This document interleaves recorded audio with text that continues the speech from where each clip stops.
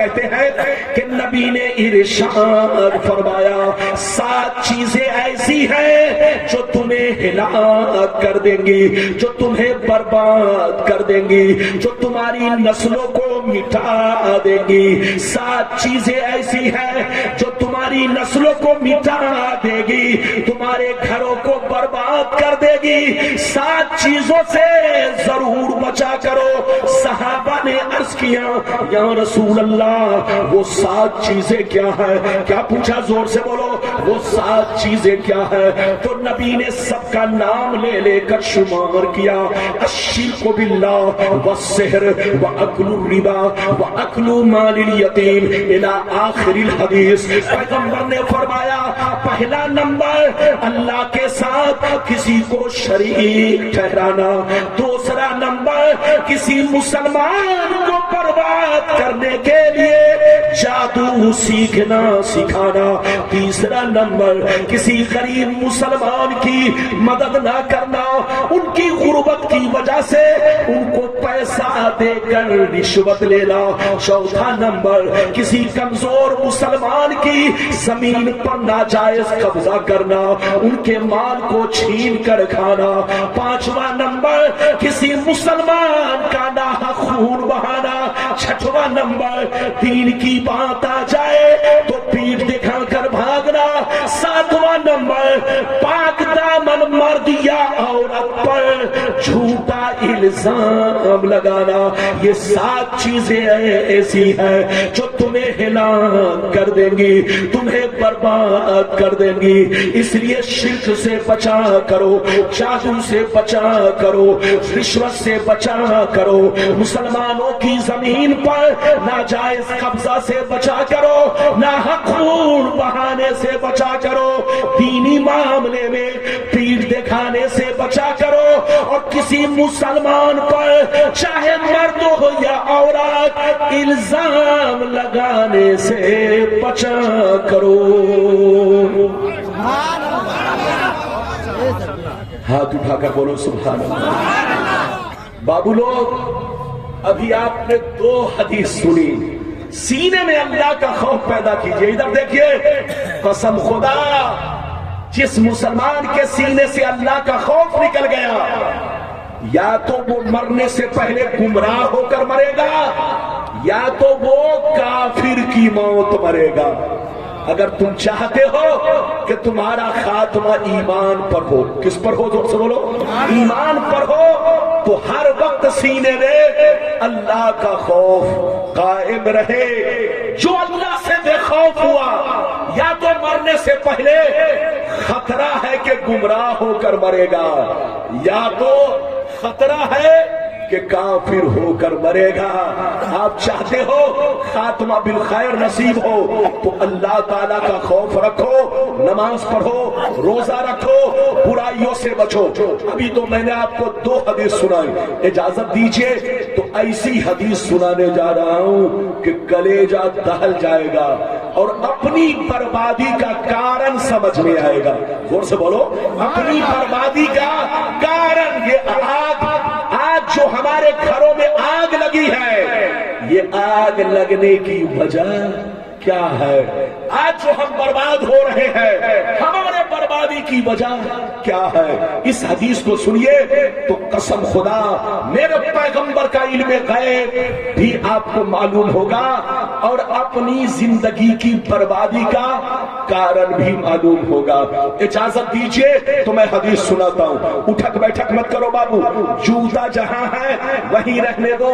اجازت دیجئے میں حدیث سناتا ہوں۔ ماشاءاللہ ادھر دیکھو، ترمذی شریف جلد ثانی باب الفتن صفحہ نمبر 44 کی حدیث سنو۔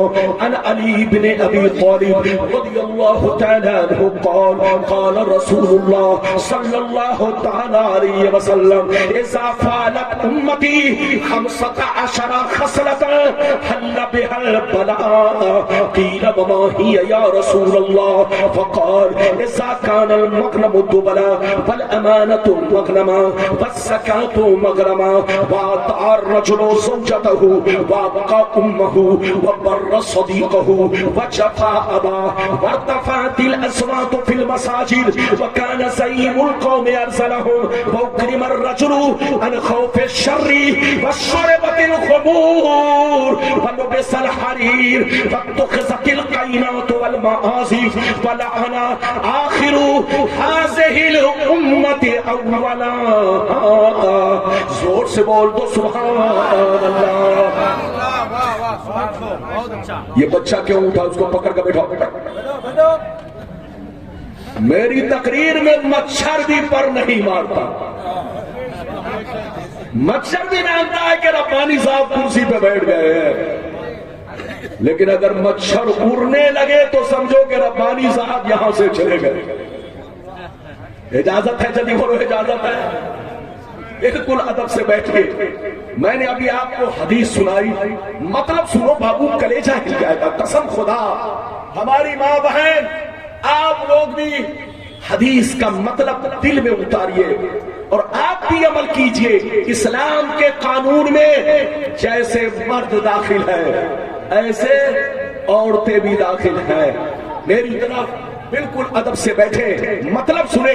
نبی نے ارشاد فرمایا، آقا نے ارشاد فرمایا، جس دن میری امت میں 15 خرابیاں سما جائیں گی. کتنی خرابیاں؟ زور سے بولو، پھر سے سنو. نبی نے ارشاد فرمایا، جس دن میری امت میں 15 خرابیاں سما جائیں گی، چاروں طرف سے مصیبتیں گھیر لیں گی، پریشانیاں گھیر لیں گی. مسلمان پریشان رہے گا، مسلمان برباد ہوگا، مسلمان ذلیل ہوگا جب تک کہ توبہ نہ کر لے، جب تک کہ اللہ سے معافی نہ مانگ لے، جب تک کہ اللہ کو رو رو کے راضی نہ کر لے. صحابہ نے عرض کیا، یا رسول اللہ وہ 15 خرابیاں کیا ہے؟ کیا پوچھا؟ زور سے بولو، وہ 15 خرابیاں کیا ہے؟ تو نبی نے سب کا نام لے لے کر شمار کیا. ادھر دیکھو، نبی نے ارشاد فرمایا، نبی نے ارشاد فرمایا، اذا کان المغنم دبلا والامانۃ مغنما والزکاۃ مغرما الی آخر الحدیث. پیغمبر نے فرمایا، جب لوگ مال غنیمت کو اپنا مال سمجھنے لگے، کسی کی امانت کو امانت نہ سمجھے، امانت میں خیانت کرنے لگے، زکات دینے کو تاوان سمجھنے لگے، لوگ بیوی کی بات مانے، ماں کو ناراض رکھے، دوست سے محبت کرے، باپ پر ظلم کرے، مسجد میں لڑائی کرے، گنڈوں کی تعظیم کرے، گنڈوں کا احترام کرے، چور بےایمانوں کو، ذلیل گھٹیا لوگوں کو اپنا سردار بنا دے، شراب نوشی عام ہو جائے، زناکاری عام ہو جائے، ریشمی کپڑے عام ہو جائے، گانے بجانے کا سامان لوگ گھروں میں بھر ڈالے، لوگ سڑکوں پر لونڈیوں سے ناچ کروائے، لونڈیوں سے ڈانس کروائے. دنیا سے جو اچھے لوگ گزر گئے، لوگ ان کو گالیاں دے، لوگ ان پر لعن طعن کرے، لوگ ان کو برا بھلا کہے.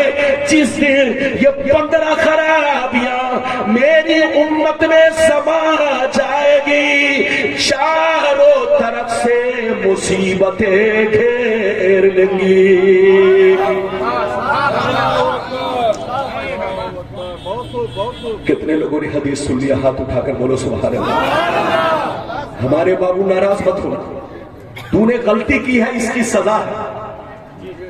عالم جب تقریر کرے تو ہاتھ میں کچھ مت پکڑاؤ، کیونکہ وہ اس پیسے میں الجھ کر اپنی تقریر میں غلطی کر سکتا ہے.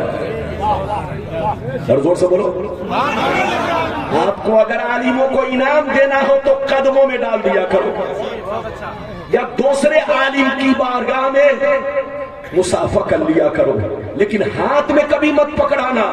میں معافی چاہتا ہوں اگر آپ کو تکلیف ہو. یاد رکھیے آپ نے یہ غلط سلوک کیا.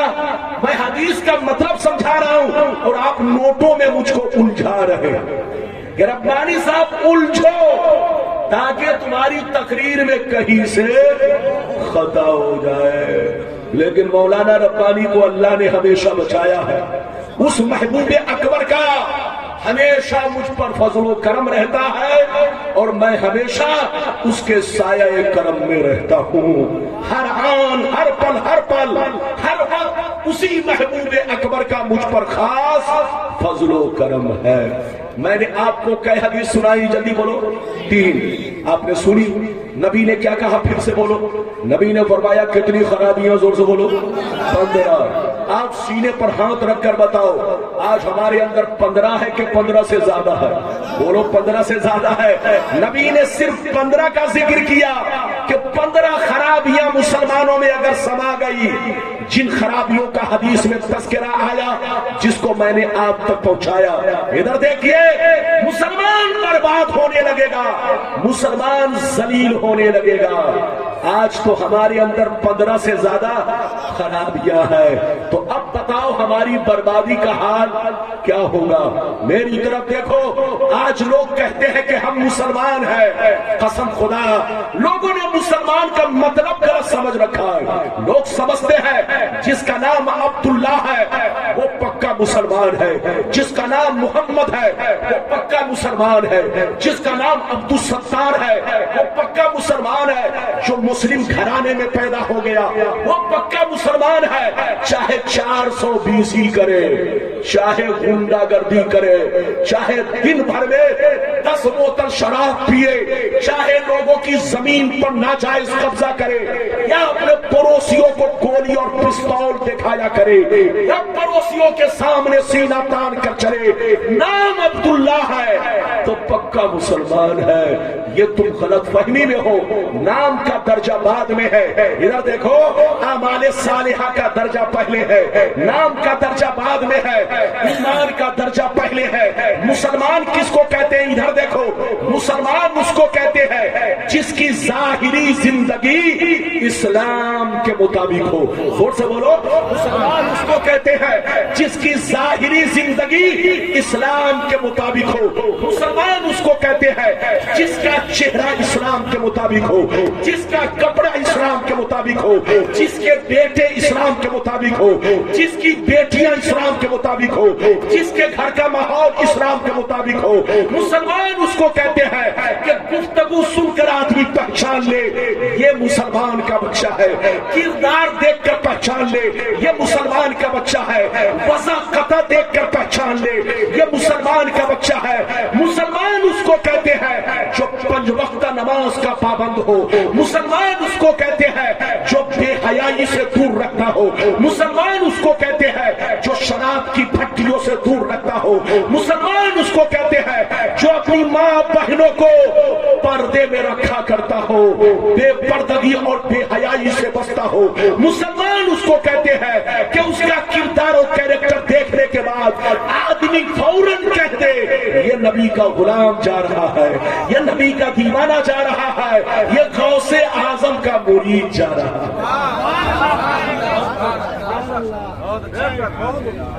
بات سمجھ میں آ رہی ہے؟ ارے زور سے بولو, سمجھ میں آ رہی ہے؟ لگتا ہے آپ لوگ ناراض ہو گئے. بولو ناراض تو نہیں ہوئے. زور سے بولو ناراض تو نہیں ہوئے. ادھر دیکھیے, ٹھنڈی میں بھی پسینہ آتا ہے. ادھر دیکھیے, جب میں کرسی پر بیٹھتا ہوں تو ٹھنڈی بھی مجھ کو دیکھ کر شرم آتی ہے. کس مولوی سے پالا پڑ گیا کہ مجھ کو بھی پسینہ آ گیا, مجھ کو بھی پسینہ, ٹھنڈی کو پسینہ آ گیا.